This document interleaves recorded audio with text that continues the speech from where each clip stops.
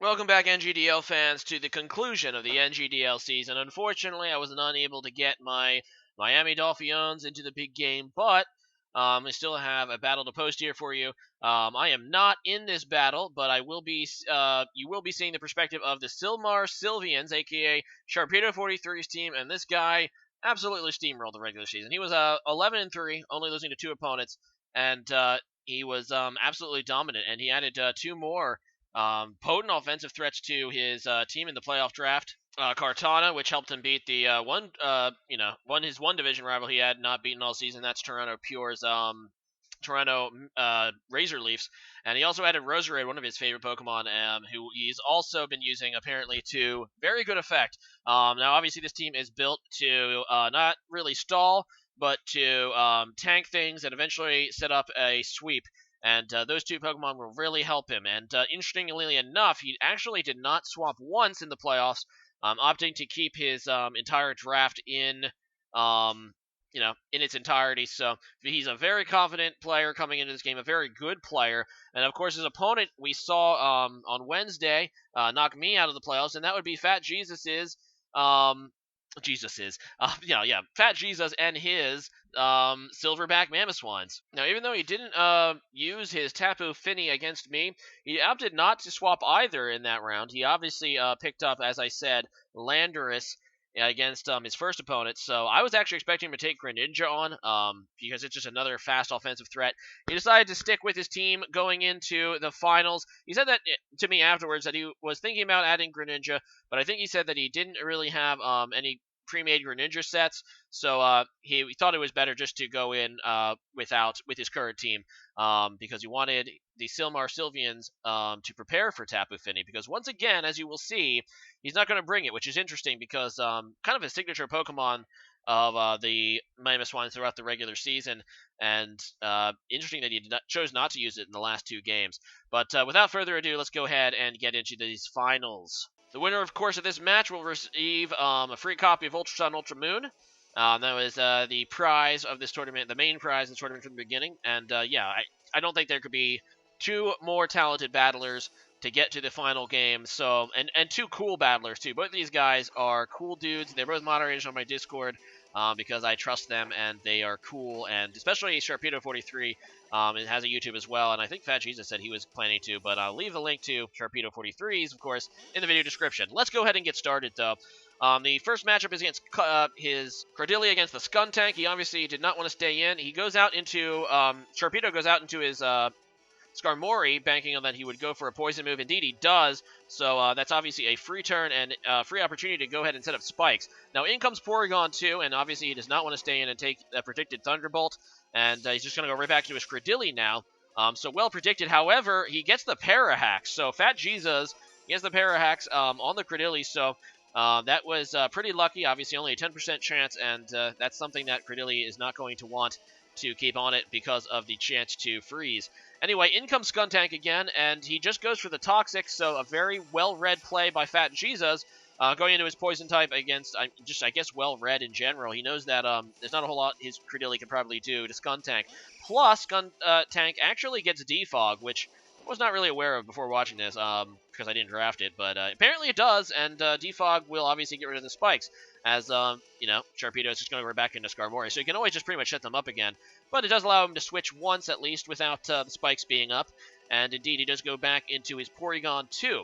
And out goes Skarmory again, once again, not wanting to take a Thunderbolt. He goes back into Credilli, we'll see. And yeah, Fat Jesus is going to predict the Credilli switch in and just go for an Ice Beam, which is doesn't do that much because Credilli is obviously a special wall of sorts.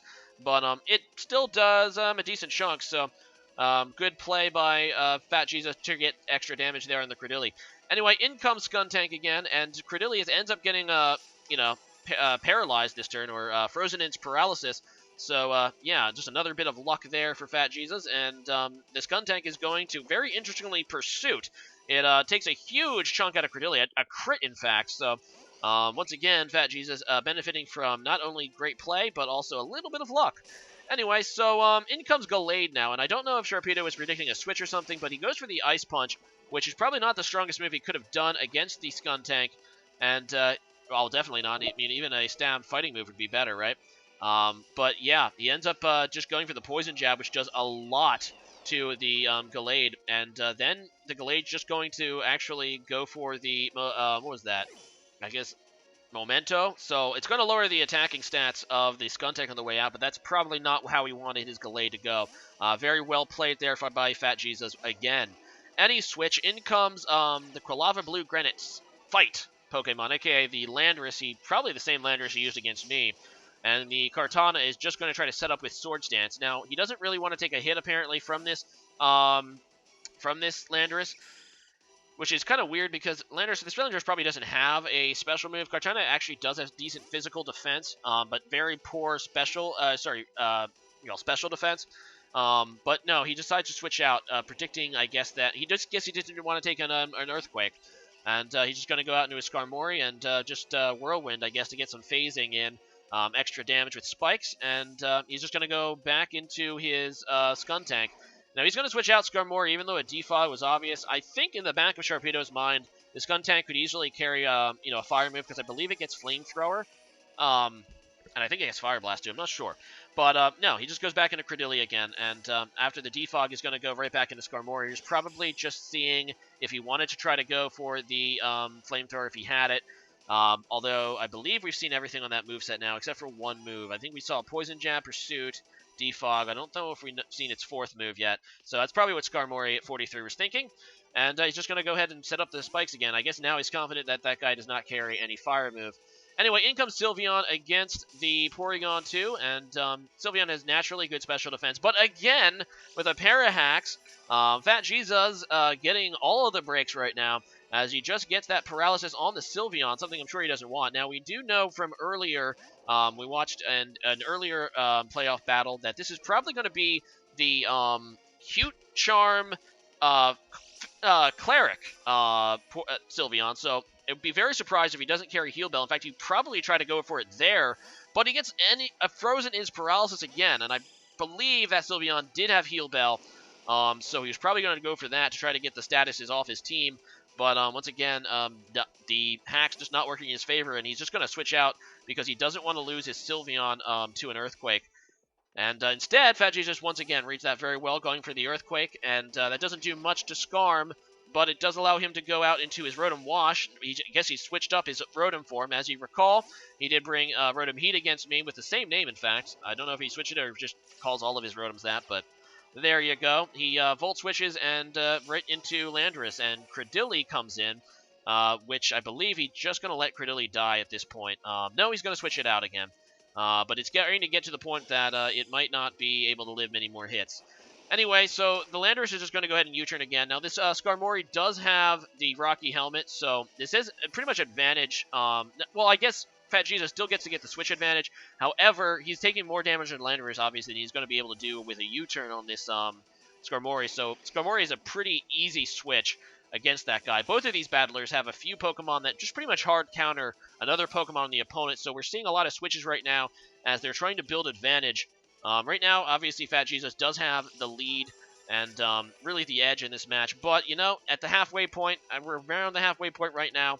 Well, I guess we're a little earlier than the halfway point, but, you know, if one player outplays someone at the half, you know, the other player could just go in the opposite direction, especially with the kind of sweepers Sharpedo 43 has in Mega Sharpedo, which we just saw in Kartana, which can absolutely just go off and sweep teams.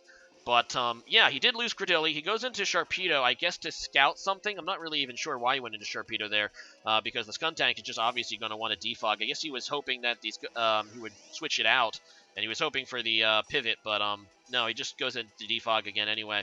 And Sharpedo 43 rather just wants to set up his spikes again. So that Skuntank is taking a lot of damage though. It is down to red. So after a couple more switch-ins on spikes, I think it's dead. So eventually Sharpedo 43 will be able to get his hazards up permanently. But who knows, it'll be too late. Anyway, in comes Sylveon again as he makes a pivot into Landorus. So that is advantage Fat Jesus, and he just has to switch again. So Sharpedo once again goes into Skarmory, and knowing that this Landorus pretty much has to go for the Earthquake or the U-turn, either way, it's advantage him. He just goes for the Earthquake this time, And yeah, that's going to give actually Skarmory a free turn. He decides to use it to Whirlwind out and hopefully get some extra damage with spikes. Unfortunately, two of Fat Jesus' Pokemon are immune to spikes, obviously at this point, with the Landorus and his Rotom. And if he gets obviously phased into his Skuntank, then that has Defog, which is actually probably what Fat Jesus is hoping for at this point, is a free switch in here to Skuntank. He can't hard switch into it because if it gets, Whirlwinded away again, then yeah, he'd just die. So if he goes into it and then it gets Whirlwinded away, he would die on the next switch into the spike. So that's not what he wants. But he just got it Whirlwind into Porygon 2, which is not bad either because it does force Sharpedo 43 to switch to avoid the Thunderbolt. And back in comes Sylveon. Skuntank comes in here, and Sylveon just goes for the Wish, which I thought was kind of a mistake. If I was Sharpedo, I would either want to Heal Bell here or attack, predicting this Skuntank switching in, because now this Skuntank is pretty much going to be able to defog the way he wants to. So once again, he actually just goes for the Poison Jab, trying to get damage on the Sylveon. I guess he was hoping to kill it before the Wish occurred, but now he is going to defog, and Sharpedo 43 is going to have none of that. He wants his Skarmory to just make sure to lay spikes. Basically, what he's trying to do at this point is put Fat Jesus in a situation that, well, both players wants. For Fat Jesus, he wants, if you're going to kill my Skuntank, fine, but you're not going to have spikes up. For Sharpedo 43, he's like, well, I'm just going to make sure I get spikes. But I guess this stalemate is won eventually by Fat Jesus as he decides to go out into his Sharpedo, which I'm not really sure why. So he does get the defog off, so the spikes are gone. And this guy ends up having Sucker Punch, which does a lot of damage, actually, to the Sharpedo, despite the resistance, because Sharpedo is incredibly frail. He doesn't Mega Evolve yet, but this Skuntank ends up having Aftermath. So after the Sucker Punch and the Aftermath, okay, yeah, I mean, you killed the Skuntank finally, but you took a lot of unnecessary damage on your Sharpedo when you could have just probably finished it off with a Brave Bird with Skarmory. But whatever. Anyway, it looks like it's going to be another pivot turn as he expects Sharpedo to switch out his Sharpedo. Sharpedo to switch out his Sharpedo. And it pivots, and this is actually probably an advantage for Sharpedo 43, getting this matchup Sylveon versus Porygon 2. But this time, Porygon 2 is going to bring the Z conversion, which I don't believe he brought against me, opting for an Eviolite conversion set. But this one is Z conversion. Porygon Z can do it, but Porygon Z does it better. Porygon 2 can also do it, and can do it a little more bulkily, too. Obviously, doesn't get the adaptability, which really breaks the set, but now the Porygon 2 is an electric type, so he's getting stab on this, ++1 special attack, and Sharpedo 43 clearly sees the threat potential of this Porygon 2. Now, he did go for the Wish previously, so he gets some HP back as he just goes for the Hyper Voice, hoping to kill in 2 hits this Porygon 2. And unfortunately, this Porygon 2 still has Recover, and it still seems to be a bulky set. Even though it definitely doesn't have Eviolite this time, it's still bulky because it took that Hyper Voice pretty well. And Fat Jesus, once again, got what he was actually hoping for there, and got another Frozen turn of his Paralysis, and that Thunderbolt crits. So I don't think that would have been a 2-hit KO otherwise. But because of the crit, and he goes for the Wish very wisely, knowing that he probably can't 2-hit KO with Thunderbolt, but after that, it is a 2-hit KO. So pretty much Sharpedo is forced to go for the Protect this turn, which will get him his HP back, but eventually he is going to get Frozen as Paralysis again, and that will be the opportunity that Fat Jesus needs in order to break through the Sylveon's defenses. And there it is. There is a Frozen in his Paralysis, and now at this point, well, he can still try to go for the Wish. As long as he doesn't get it twice in a row, he should be okay. Thunderbolt, and Frozen is Paralysis again. So, yeah, everything, and I don't want to take anything away from Fat Jesus because he's been playing an excellent game, but all of the things that could go wrong for Sharpedo 43, all of the, the small coin flips of the game has been going in Fat Jesus's way so far. And it's turned a game that I think has been played very well by both sides into advantage for Fat Jesus. As you can see, he's up 5-3 against the Silmar Sylveons, which once again is the powerhouse team in this league.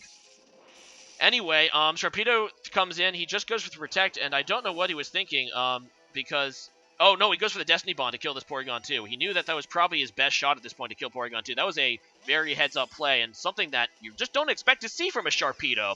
But yeah, he just goes for the Destiny Bond, which will be able to take out the Porygon 2, but at what cost? You just lost one of your best sweepers in Sharpedo, and you're still down 4-2 now. So in comes Rotom, which is obviously one of the switches you wanted. We get to see Manectric for the first time against this Skarmory, and he's just going to go for a Whirlwind again. He doesn't even have Hazards up, but I guess he just wants to phase it anyway, whatever Sharpedo wanted to do, or sorry, what Fat Jesus wanted to do.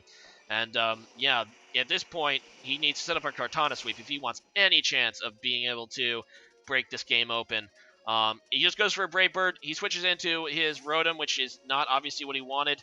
And yeah, he's pretty much forced to go into Kartana here or lose the Skarmory. The Rotom is just going to go for the Volt Switch. And at this point, there's not a whole lot that Sharpedo 43 can do because he's not going to get another chance to set up this Kartana because this Mega Manectric can outspeed and has a fire move. And obviously, both of Sharpedo's Pokemon will die to just a Flamethrower at this point. So Mega Manectric Mega Evolves, and there is nothing that Sharpedo can do. I thought the game was, and so this is pretty much the game.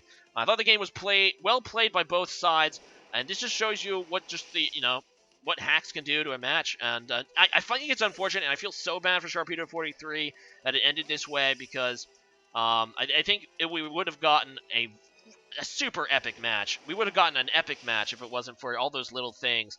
But it's definitely well deserved by Fat Jesus. He played an excellent game. He had an excellent team build for Sharpedo 43. You can't take anything away. And yeah, the champions of the NGDL is the Silverback Mamoswines, originally drafted by the Venom Within, but taken over by Fat Jesus really kind of early into the season. He started, he was just getting back into Wi-Fi battling at that point, and a big congratulations to him. The first NGDL, league champion, and a lot of people have been asking me if I'm going to be continuing this league in some form, and I think I will because I really did enjoy it. I thought it was a lot of fun, and with Ultra Sun, Ultra Moon coming out, and we're gonna let that settle down, and we need a break too.